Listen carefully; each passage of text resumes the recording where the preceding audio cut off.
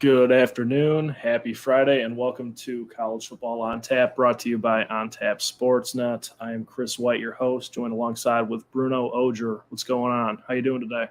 Hey, bud, how are you?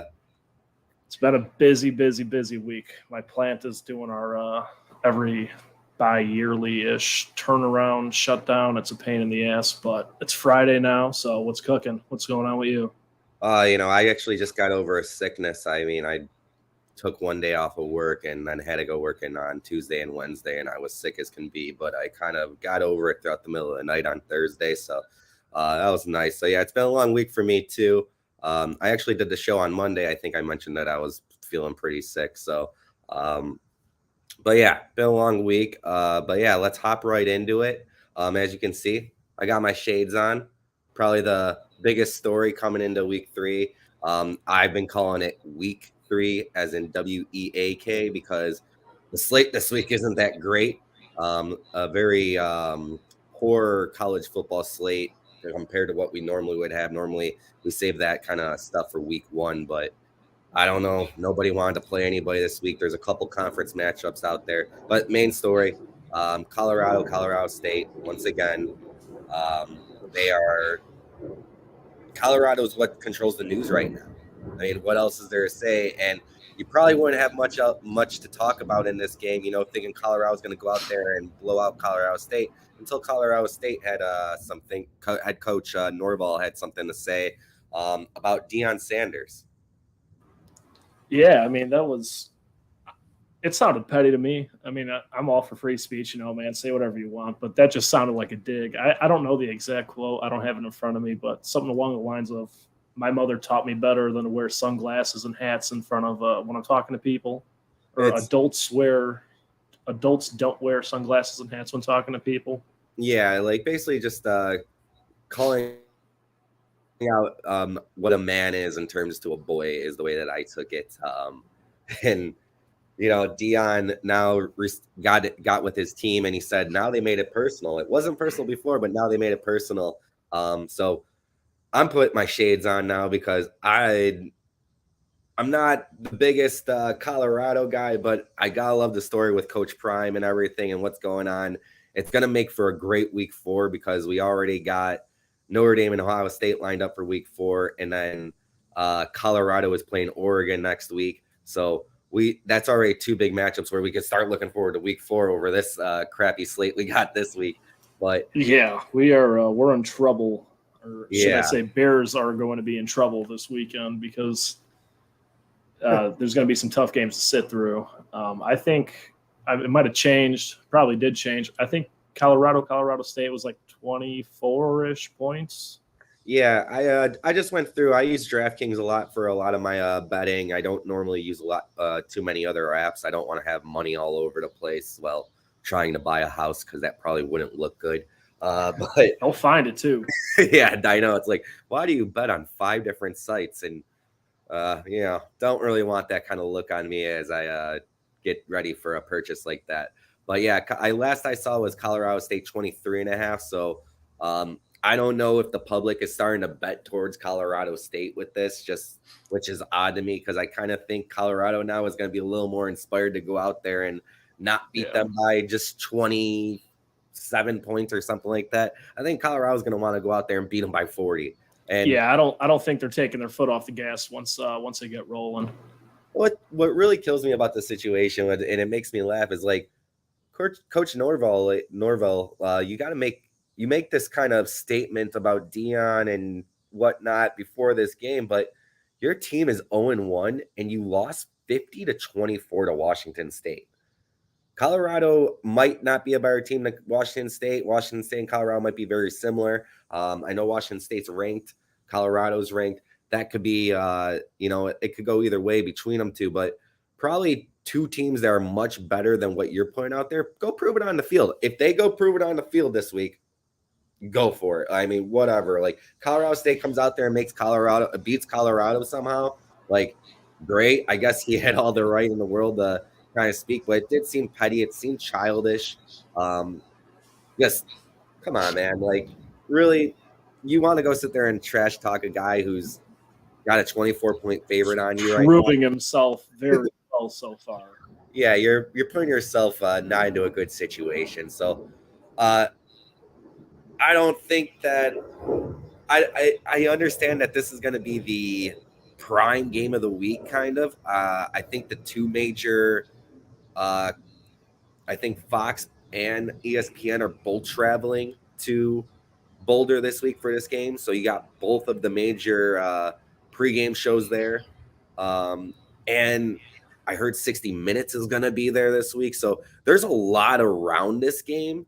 And the Colorado State coach saying that might have added a little bit more to it when this was already getting a big amount of the watchability. It's on the main slate at 6:30 at night on the main channel. I mean, normally something that you would reserve for an Alabama versus Georgia type game, or Alabama versus anyone who's decent, Notre Dame versus anyone who's decent, Ohio State, Michigan, not Colorado versus Colorado State. And that's what this game is getting because of the slate that we have on tap this week. Yeah, no, and I mean, do you kind of feel? I don't remember the kid's name from Miami of Ohio, Blaine Gabbert's brother. Brett Gabbert. Yeah, we had mentioned that he's just trying to fire his team up a little bit, try and start some shit talk and get some fun going. I mean, don't wake a sleeping monster. I don't understand that move at all. He did make it personal. He disrespected him, but it's going to be a fun game for about the first 7 minutes, I think. But like you'd mentioned earlier, I'm more looking forward to next week when they really prove themselves against a bona fide team. Yeah, I mean, their upcoming slate is tough. They got Oregon next week, then USC the following week. We will figure out who Colorado really is after week 4 and week 5 for sure. And I mean, the rest of their schedule isn't no cakewalk either because, I mean, the way that the Pac-12 looks, they got 3 or 4 other ranked matchups. They got a tough schedule. I looked at it, I'm like, this team's going to go 8-4. Like, I just don't see how they continue to dominate teams and whatnot. They haven't had that. They've had TCU. I mean, you got to give TCU credit for who they are coming off of the championship game last year. But yeah, I don't think Colorado is going to be able to continue this, but it's going to be fun to watch over the next couple of weeks. These are going to be the games where it's like, I think for college football, they really want them to continue winning because the ratings are insane. I don't think any team's been watched like Colorado has been watched over the last 2 weeks. And I'm sure that the ratings will be crazy again tomorrow for them. So, yeah, we'll see how that all transpires for them going forward. Yeah. Unfortunately, that's the only real big news that we really missed out on this week. Yeah, I mean, there really wasn't anything. It's been a quiet week. Yeah, I mean, that's what you get when you don't have a lot of big matchups. I mean, like I said, there's a couple of conference games this week. The biggest rivalry, I think, is another night game. There's Pitt versus West Virginia. That's going to be a very exciting matchup. Always is when those two teams get together. They don't like each other. They get down in the trenches. It's always a gritty game. So that'll be a fun game to watch. I believe that is also a Saturday night game. So that will probably get most of my attention on Saturday night over the Colorado game, unless Colorado State does end up keeping it close. But I think that Pitt-West Virginia game, it's going to be close, and it's going to be fun to watch. Obviously, I'm looking forward to some Notre Dame taking on Central Michigan at home at 1:30 tomorrow. But what caught my eye was North Carolina, Minnesota. Two very Hall of very good teams, just outside the top 25, flirting within the top 5 out of the 25. So North Carolina is ranked 20th right now. We've talked a lot about Drake May on this show, and I mean, so far North Carolina has been good enough to win, but they haven't been very impressive. Nothing extremely special out of them this year. And I know you lost Josh Downs, and the team's not quite what it was last year, but I don't want to say disappointing, but not exactly thrilling either. Yeah, and I mean, that happens a lot. I feel like that's kind of a big thing with the ACC in general. ACC looks like it may be on the verge of a down year outside of Florida State, just because Clemson's not Clemson anymore. At least we don't think so. I mean, I don't want to put my foot in my mouth and then they go out there and do something to Notre I Dame. stand by my comments.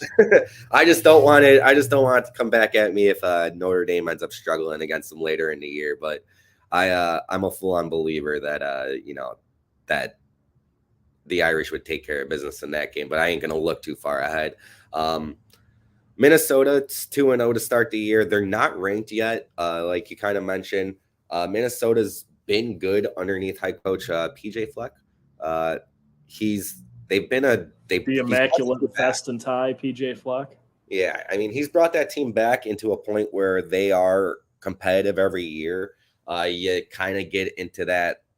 They get into that top 25 and they go play the Ohio State or the Penn State game, and that's probably where it falls off from there for a couple of weeks from, just because the talent level is is pretty extreme when it comes to the higher end teams in the Big Ten. But Minnesota does a good job. We'll see how this game goes. This could end up being the game of the week, but my personal game of the week is that Pitt West Virginia. But you did mention Notre Dame, Central Michigan. Notre Dame, Central Michigan. Notre Dame a huge favorite. Notre Dame's been dominating everybody they played. They played really well against North Carolina State last week. This week they get this Central Michigan game, and that's going to lead them into the tougher part of their schedule going forward. The game that we've been talking about every single week on this show because we've been looking forward to it. We've probably had this circle since we lost to Ohio State last year. Week one, and now we get Ohio State at home next week. So that's what we're all looking forward to. Hopefully another smooth victory for the Irish this week. They take care of business, and we could just look forward to that game without having any type of negative thoughts going into it. Yeah, last week NC State was kind of flirting with the spread for a while until the fourth quarter, and I'm hoping that fourth quarter makes a smooth transition into this entire game, because starting off hot and slowing down or vice versa or whatever, none of that stuff's going to work against Ohio State. So, yeah, definitely. I mean, we've talked about it, and we'll talk about it a little bit more today. Ohio State's quarterback situation. I mean, much better last week, but I think they played McNeese State. I don't even know where McNeese State is. So somewhere in America. And you got Marvin Harrison Jr., which that's the big thing right there is Notre Dame has a great secondary. They got to shut down two top-notch wide receivers in Ohio State next week, and that will be the difference maker I don't think the quarterback's that great. So no, but we have had the conversation of Marvin Harrison Jr. is a go up and get it guy. Yeah. Throw it 5 feet in any direction of where he's standing, and I mean, you got an up and down battle, Yeah, so that's gonna be. You can't be getting mossed on, Yeah, definitely. That'll be the interesting thing for that game next week. And then what else do we have on tap that we were looking forward to? So I guess actually we do have a big story. I mean, we talked about it on Monday, but another game that should be interesting to watch this week, and I guess it's kind of getting downplayed a little bit in the way that I look at Washington versus Michigan State at Michigan State. Washington's a huge favorite coming into this, going into Michigan State. It's 16.5. I saw 14.5 this morning, so it's going up. Yeah, I just looked at it a little bit ago, 16.5. And, Michigan State 2-0 to start the year. Washington 2-0. We talked about how good Washington's offense is. The Pac-12 in general, but Washington's been very impressive so far. And Michigan State having a little bit of scandal once again within the university with head coach Mel Tucker and the sexual assault accusations. It's going to be interesting to see how Michigan State's players respond. But the main thing is with it, an unretired Mike D'Antonio coming back this week for him. That's where I'm kind of at a loss. I don't know. Are they going to come out extremely flat, or are they going to come out hotter than ever? Yeah. This is a team to do it against. I did see a friend of ours tweet earlier. Let me see if I can find it really quick for us, what he exactly said. But MSU will beat Washington on Saturday, honoring the 2013 Rose Bowl team, and with D'Antonio on the sideline coaching is going to give this team so much energy. Go green, hashtag grow green.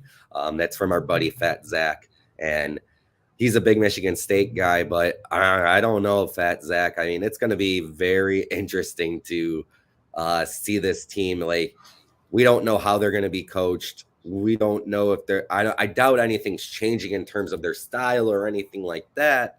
But at the same time, it's got to be weird for these players coming into this week. I know that they want to. Oh, absolutely. I know they probably want to do it further for Mel Tucker. In a way, that could be taken however way you want to take it as the investigation goes on for his assault allegations. But, a lot of these football players, they stick together. I mean, the Northwestern kids, they all are supporting Pat Fitzgerald still, despite him being fired and his situation. So, I mean, it's how you take it. I'm sure these guys are going to want to fight for Tucker because, I mean, they all trust him. They all have to have some type of care for him. And maybe that's enough for them to stay in this game. I don't know if it's going to be enough for them to win. If this has the making of a big upset, it could really change a lot of things if Michigan State wins. The way that we look at Michigan State after them having a great season 2 years ago and then a bad season last year. I mean, a real bad season for what they were expected to do. And they could turn it all on its head again this week. So that'll be a very interesting game to look at and see how it all develops. No, yeah, I mean, those locker rooms are definitely, like brotherhoods, but just as fast as you can make that, you can break it. So we really have no idea what's going on. They've had 6 days. I think the news broke Sunday. So yeah. 5 days. Well, I think it'll be 6. Saturday before their game. And then they let them really?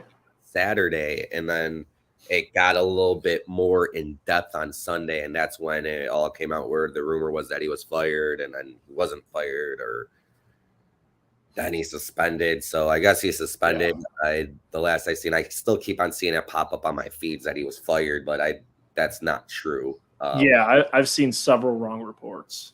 So that'll be one of the more interesting matchups of the week. What else do we got that's going to be a fun game for us to watch this week, Chris? I am actually looking at your guys up in DeKalb after watching Jeff Sims, who I don't even know will be starting. To be honest, I don't know the backup's name or 90% of the players' names over in Nebraska, but can NIU beat Nebraska? I mean, we thought they were legit after BC. You lose to Southern Carbondale, come back against Nebraska. Where does it make sense? Where's that line?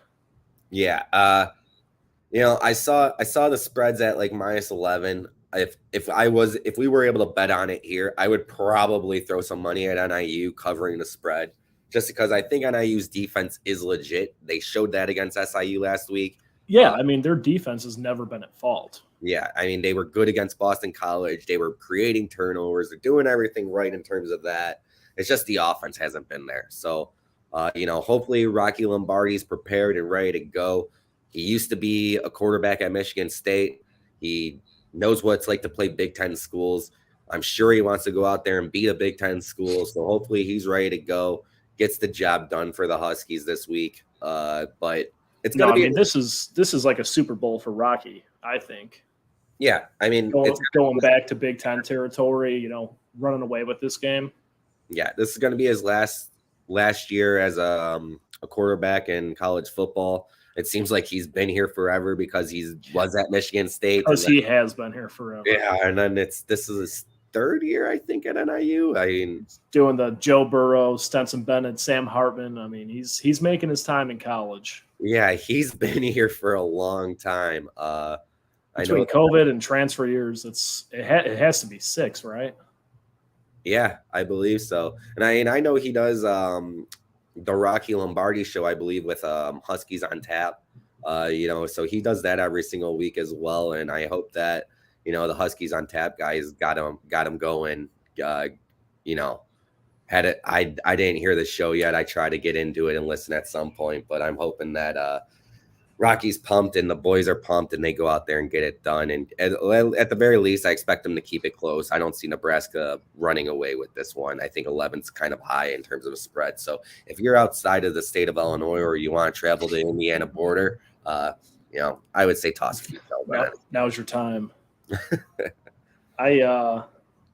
I also was just scrolling up and down Bleacher Report, just looking at games this weekend slate, and I don't know why, but Syracuse at Purdue really caught my eye.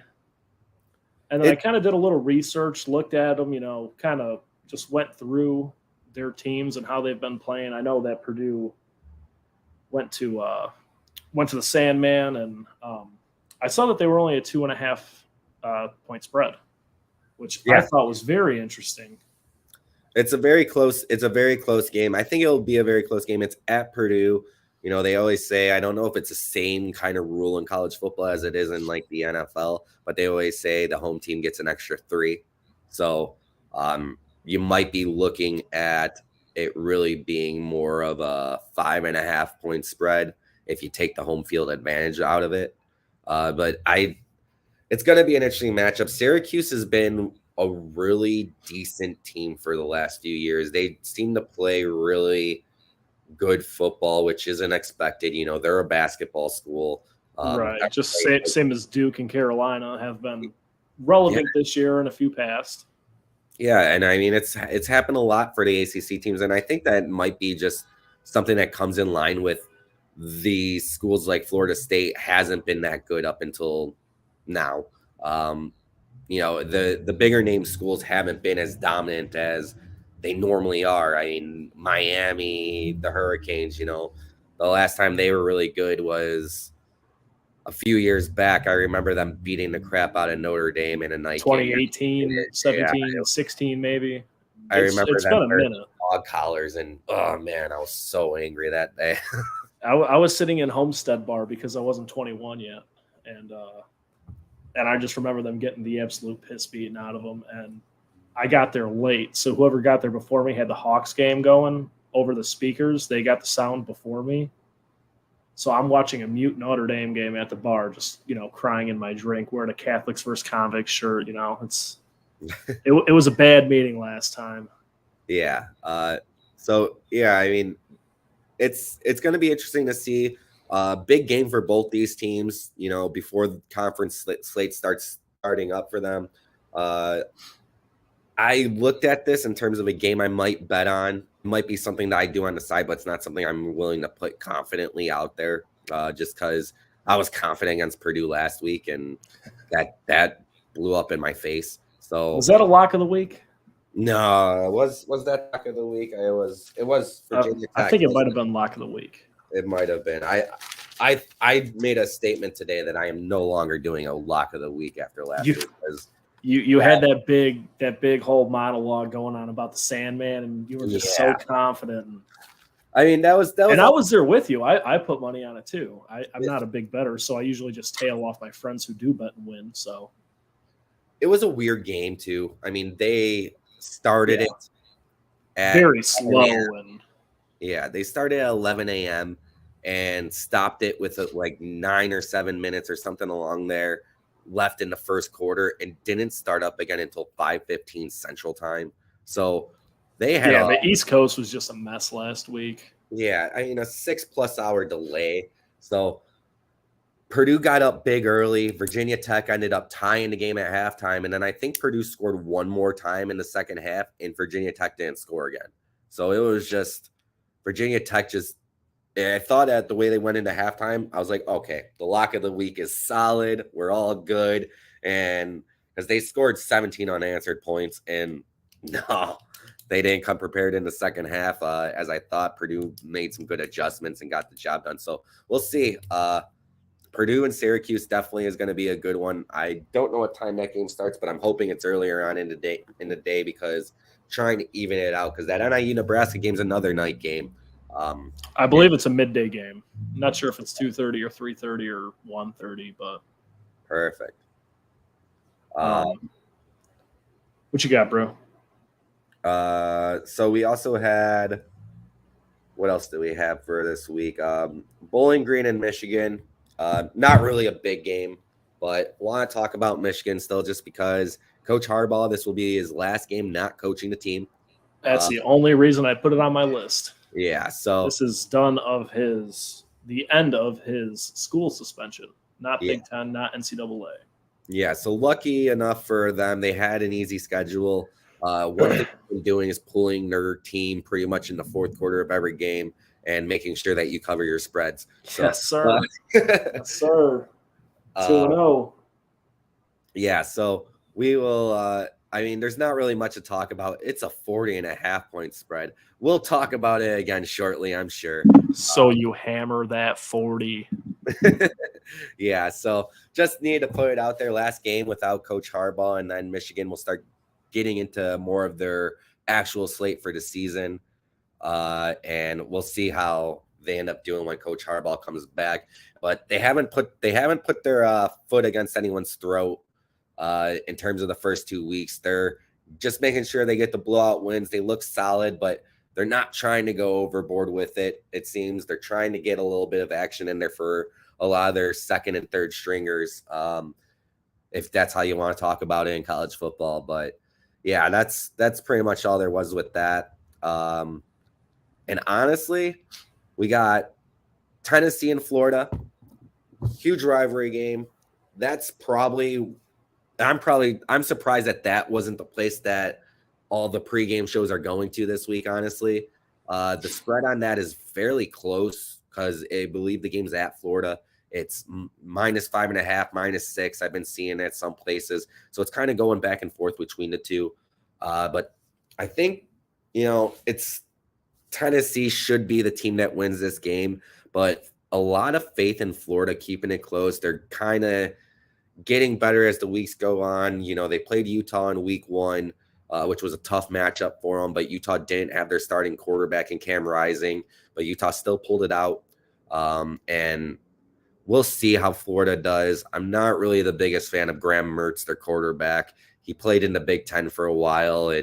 He never impressed me. I know that he was a highly recruited guy, a 4-star recruit, I believe, but just not really hasn't really shown me that he's one of the best in the nation in terms of college football. So it'll be an interesting matchup, but at the end of the day, I think Tennessee is going to go in there and take care of business. They're ranked 11th right now, I believe. They've been a much better team over the past few seasons after years of turmoil and just being down, because the Volunteers, when we were growing up, were always a dominating team when we were 8, 9, 10 years old. So Tennessee getting back to normal, but Florida trying to get back on track. It'll be an interesting game to watch. Rivalry game. The crowd in Florida is going to be going crazy in the swamp. They're going to be cheering their team on the death to hope that they get this win. So that'll be an interesting game to look out for. Yeah, still 2-0 against 1-1 Florida. They are ranked 11, but that was not the SEC game I was looking at. I know I missed it on my slate that I sent you, but you brought up that LSU Mississippi State game. Yeah. I hate myself. I cannot get enough LSU football. I keep just watching and looking for that red face on the sideline. Like, come on, you son of a bitch, blow this one. How are you going to blow this one? And it's keeping me hooked. It's not good football. It's good television.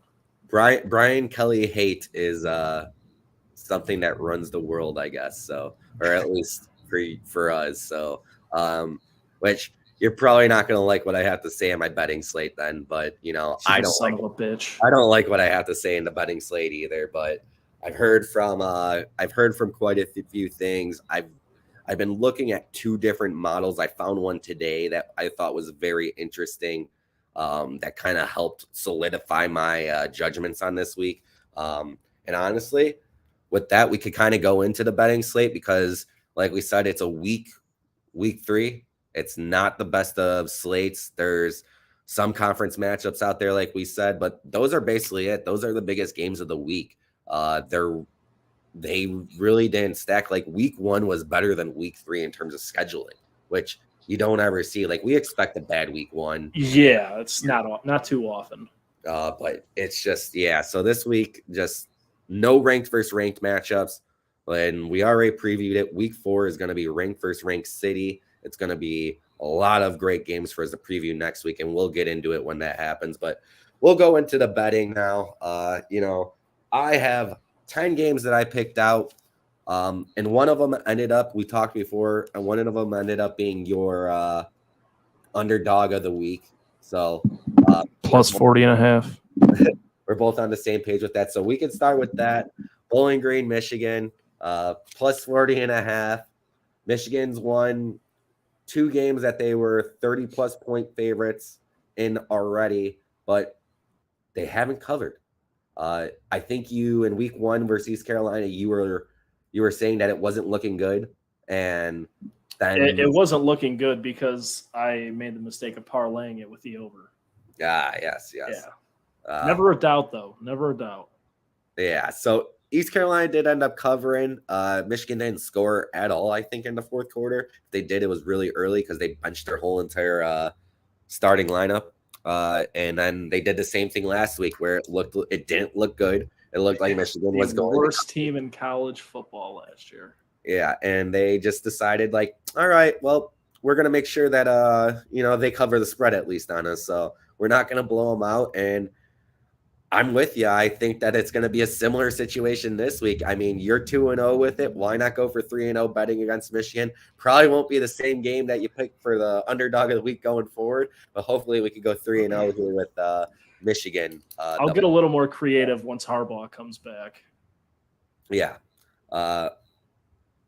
We'll probably have a lot more Michigan games on our slates going forward, but not going to be the underdog of the week anymore, especially when they start playing some tougher teams, because these first 3 weeks they like we said earlier, they lucked out. They lucked out that they had. Yeah. If they left McCarthy and all the starters in, I mean, we're not even talking. I mean, they could be pushing 70. It's not necessarily a competition, but that's football, man. Get your practice squads in there, get your second strings in there. Yeah. Sam Hartman sat the whole second half against week 2 opponent. I mean, it's not supernatural. It happens everywhere. Yeah. So I think and we're going to keep riding that wave. Yeah, I feel you on that. But yeah, so that's the Gerbs underdog pick of the week, the plus 40.5. And what you're going to see a lot, I mentioned it. I don't normally like to go with a lot of the minus teams all the time. So I got a lot more teams that are on the plus side. But with that, what I've given out so far in the last 2 weeks, and I have been including the Gerbs picks in there because I've been betting on them myself. 11-6 so far. So, if you look at the unit count, we're probably up like plus 4.67, something like that units so far betting. So far I've done good. We're positive. The one thing was last week I had 9 bets out there that I gave out. I was 5-4, including losing the lock of the week. So this week with the 10 that I have, I am not giving out a lock of the week because the lock of the week failed me. Let's just say they're all locks and we're going to go 10-0. No pressure this time. Started off the week really good last week. We had Colorado early cover, Notre Dame early cover. Utah was a push. So actually, now that I relook at it, 10-6-1 was the record. So not 11-6, 10-6-1. That Utah push was that was crazy. A wild game. Didn't look like that was a wild fucking ending. It didn't look like Utah was going to win. And then late in the game, they score once, get the ball back, score again when they weren't trying to score. Bring it all the way back down. Yeah, they were trying to go down at the 1, but they got pushed in the end zone. Thank you. But yeah, so 10-6-1. But we had Utah push. The lock of the week, Virginia Tech lost to Purdue, as we mentioned. I took Iowa State plus 4 against Iowa. Said beforehand that I could see it going either way, and Iowa could win that game by 6, and they won by 7. So, I knew that was a tough game, but I was going to go with Iowa State either way. So I wasn't really angry with that one because I knew it was going to be a tough pick, but I really wanted to take Iowa State last week. I took Oregon -6. They covered. Auburn won 14-10, scoring in the fourth quarter in a late game last week. So they did not cover their -6.5. Oklahoma State had an easy cover last week. I had them at -3. And then I had Mississippi State as well last week at -9.5. And they did not cover that. I believe they went into overtime and ended up winning the game because they played Arizona last week, if I am not mistaken, as I flip through my sheet here. But yeah, I overall, a 4-4 in 1 week when you look at it. So 10-6-1 overall so far. So probably a 3-point-something unit count up. So keep on following along. Hopefully we keep on winning. And I'll throw out another 10. We already got the Bowling Green game out there. So there's 1, 9 more to go. And like I said, LSU, Mississippi State. I have been looking at this game. Mississippi State was the team who they lost last week, or they won last week against Arizona in overtime, won 31-24.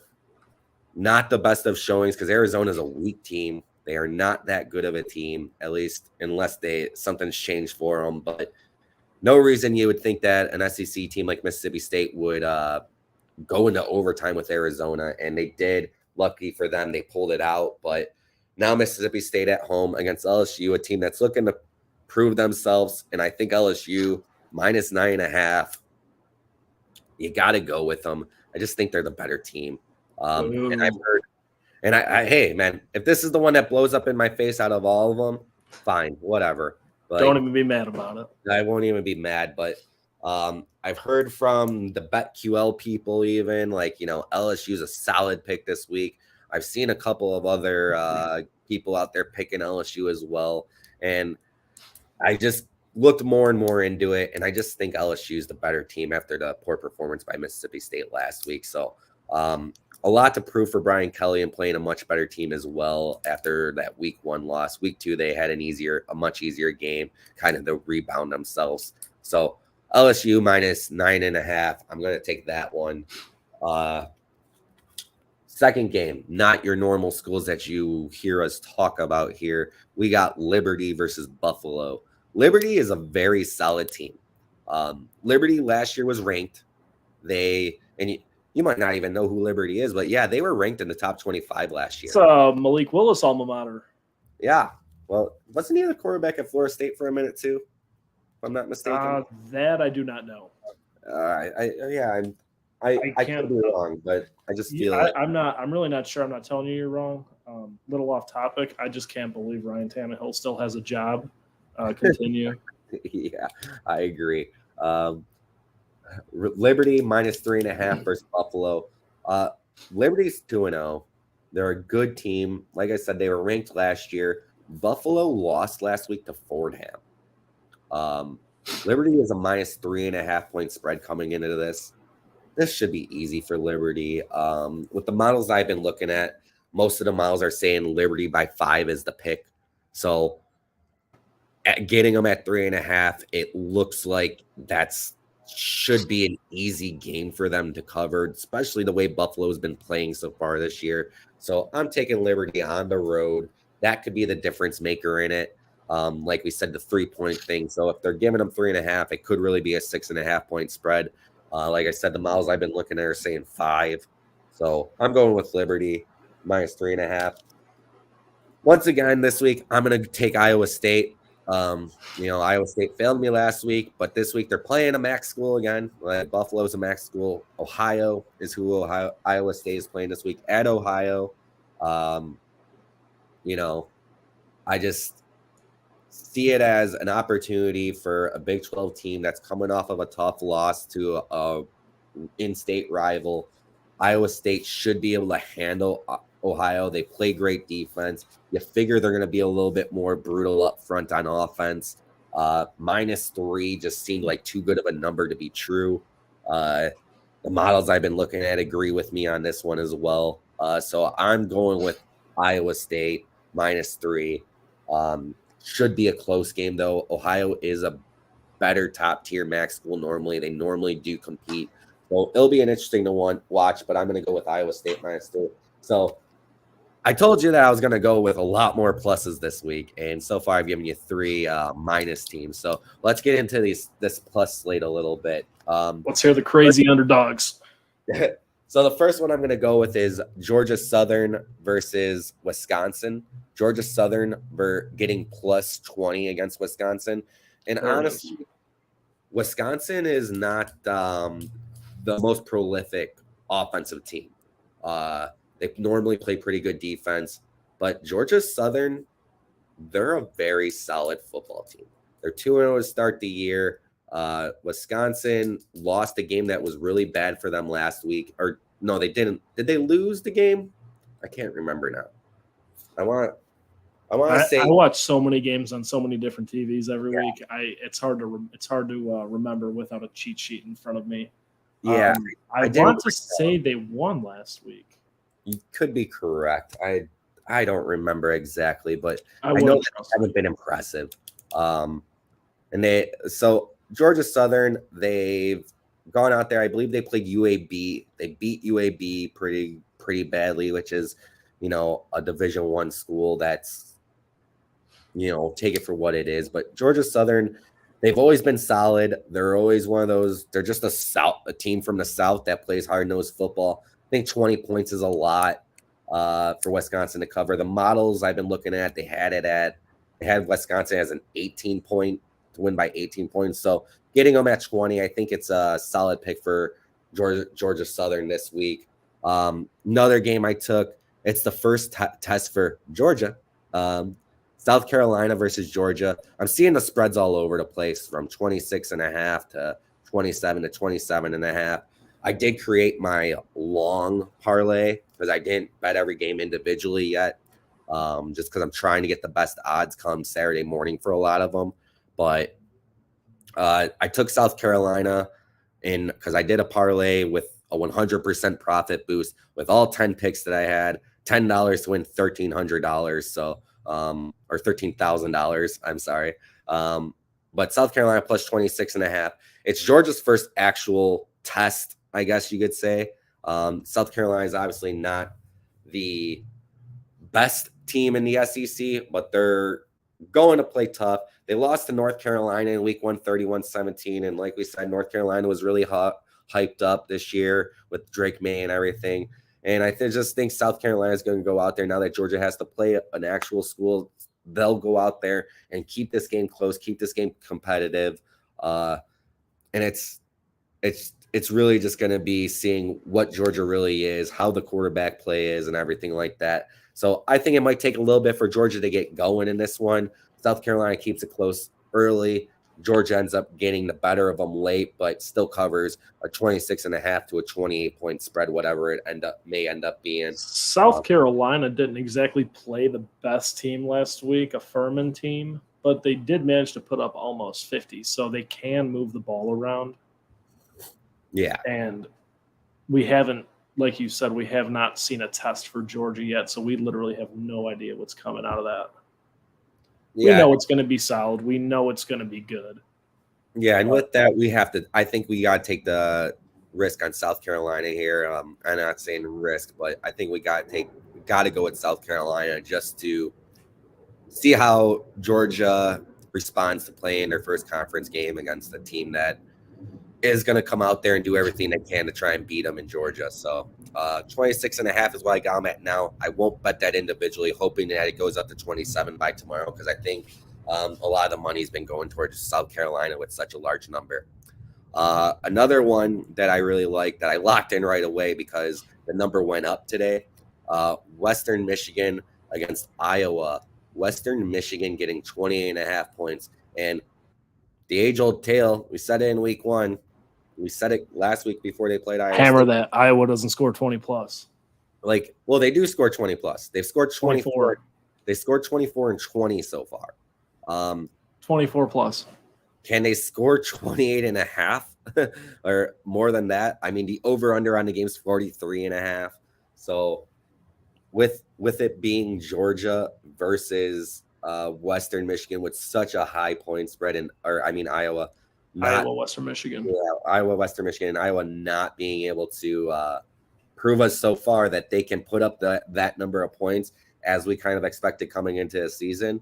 Yeah, I'm going to take the 20.5 points with Western Michigan there. And I think that they'll cover. Not saying all they got to do is put up 6. Yeah, I mean, that's all you got to do. Kick a field goal and we're good.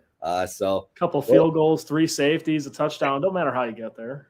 That's a normal Iowa game for you. So with the way Iowa hasn't proven that they could score in mass numbers yet, I'm going to go with Western Michigan 28.5. Another one that we are going to go with on the plus side of things, Western Kentucky plus 30 against Ohio State. Western Kentucky is always a tough team. They are not your pushover team any year in college football. They're not well known, but they aren't a pushover. They're 2-0 to start. They blew out South Florida in week 1. Like, they manhandled South Florida, which you shouldn't expect that from Western Kentucky, with South Florida being where they are in terms of conference-wise and everything like that. But Western Kentucky dominated them, looked really good. Ohio State, still don't know about the quarterback situation. They had the easy matchup last week. You know, they struggled in week 1. 30 points seems like a lot for a pretty damn good Western Kentucky team. I think Western Kentucky sticks around for a bit. It's not going to be Ohio State just manhandling them right from the get-go. They'll probably pull away late and be up by quite a bit, but 30 seems like a lot to me. So I'm going to go with Western Kentucky there. Plus I don't 30. remember exactly. It's been a few years now. Didn't Bailey Zappi break some ridiculous record while at Western Kentucky? Yeah, Bailey Zappi, I think he was a starter every single year there since his freshman year. Or is it like most wins in college football behind Kellen Moore? It's something crazy like that you wouldn't expect out of a guy like him. Yeah. But, him and Tyler Higbee are the only alum I know from Western Kentucky, but you are right. They are always a tough team. Yeah, they always put together decent squads, and I think it's the same thing that I go back to before. You know, teams from the South in general. Like, not that Kentucky's super South, but it's still a different animal, though. Those farm kids, man. You've been on a farm your whole life. Like, you just know how to go with it. I've had that conversation a million times with one of my buddies that, like, how many guys are just, like, living on their farms right now, throwing 110-mile-an-hour fastballs and the dirtiest sliders you've ever seen in your life, but nobody knows who the hell they are. Something in the water. Yeah, I mean, that's kind of something that I like. I think it was probably from my mom and whatnot, like, and you know, the family just saying, "Oh, they're country boys," like that's why. And it's just like, okay. I mean, I think that's kind of the sentiment when it comes to the SEC football in general. Is the Southern boys just always work harder, and you know, they've been doing it since they were 3 years old, you know, working on the farm, getting their ass kicked around. So tossing hay bales and shit. Exactly. Another one that I looked at, and this I almost said I was going to make it a lean. Even the models I looked at, it's giving me the half-point advantage on this game, but I just really think Oklahoma State is a little underrated coming into this game against South Alabama. Oklahoma State -7 at home. Just seems like a low spread.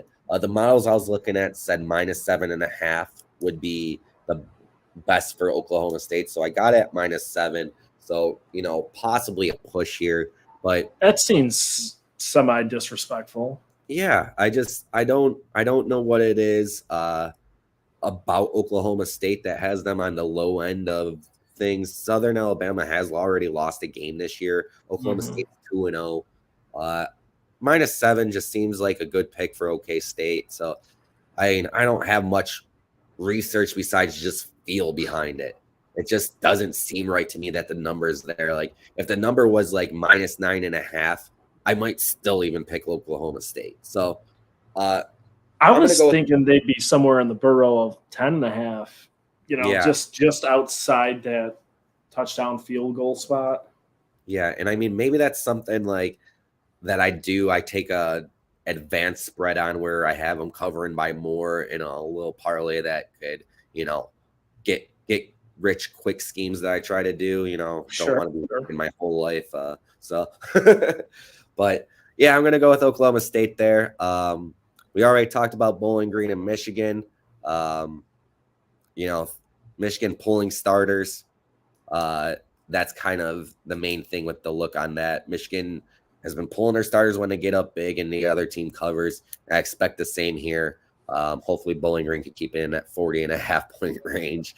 And then the last game, we talked about it quite a bit earlier, that I have is Pitt and West Virginia. Pitt plus 2.5. On the road at West Virginia.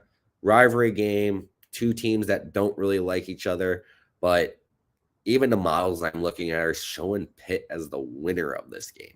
So they're getting points on the road. I think Pitt is just generally the better team. West Virginia hasn't been that good in quite a while. Pitt's been riding the waves of 25 or so for the last few seasons after losing Kenny Pickett. Obviously, a huge loss for them. Yeah. That's college ball. Yeah, Kenny Pickett kept them around up there for a while. Yeah, but I mean, they've done a pretty decent job of staying solid. Yeah, they always play good. I'm not sure the coaching situation over there. It's not Dave Wanstead. Okay, so I don't know what the recruiting's like, but sure, Dave Wanstead will be at the game tomorrow, though. You let me know if he is. I won't. But yeah, that's all I got. I'm not really a big over-unders guy. I didn't really look into any of those. And this year in college football, I just don't like over and unders like I used to, just because too small sample. Yeah, it just doesn't make sense to me yet, like what's going on out there. So yeah, we're gonna go into the week 10-6-1. Let's leave this week 26-1, and up like 14 units, and I'd be up like $16,000 on the week. So that'd be great. I mean, my unit size is $30. That's what I do per unit. If you don't know what units are, it's basically just like the size of your bet that you're willing to put on there. And if it's an extreme game that you really like if you had a bet of the week, maybe instead of 30, you put 60 on it because you really like it. Maybe you do a half unit. Like I do quarter units to a half unit on a lot of my leans, which I do have a lot of those this week, but I think a lot of those are going to be more of those 4-game early slate parlays, middle of the day parlays, kind of just a little bit more things to have fun and make me lose money instead of win on my unit sizes that I have, because I'm a degenerate. I am in no way speaking for Bruno or the program when I say this, but I personally am going to throw plus 24.5 on Boston College against Florida State at Boston College. Okay. For those of you and Bruno who may not know, correct me if I get the name wrong, Wells Crowther. If any of you heard about the man in the red bandana, it's a story from 9/11. I see the video or the little documentary pretty much every year. It's pretty big on social media. Some local news, NBC, ABC, they've thrown it on there a few times. Wells Crowther was a Boston College alumni, and he went back into the tower and saved 18 people, something like that, I want to say. Just kept making his laps in. Died a hero. Nobody knew who he was, but there were reports of people saying he had a red bandana on. I'm not sure if he was wearing it, covering his face, but I believe his mother said, "Holy shit, that's my kid."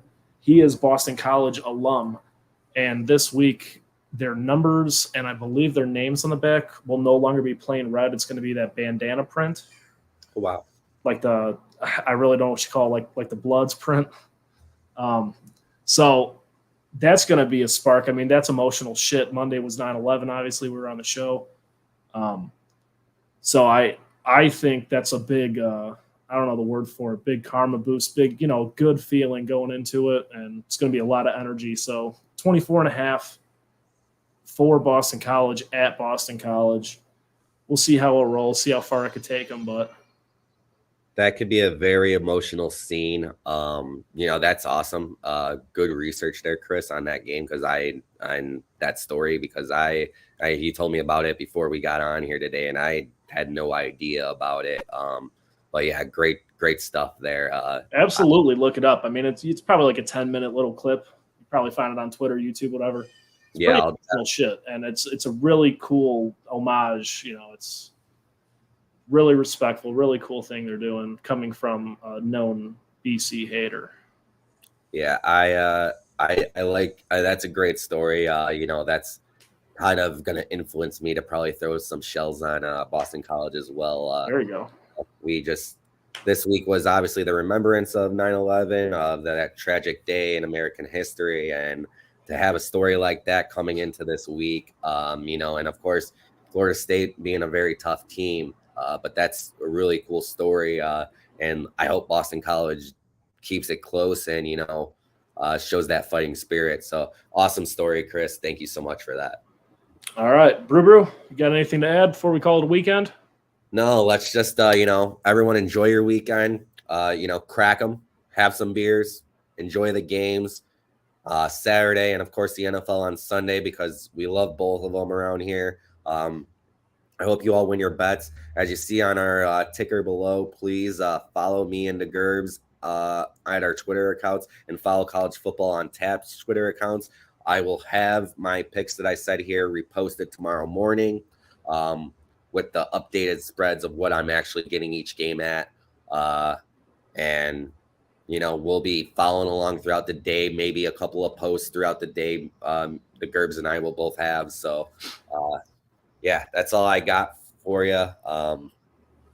Let's have another good week, and then we'll recap what we saw here on Monday and start getting into week 4 that we've already been kind of hyping up.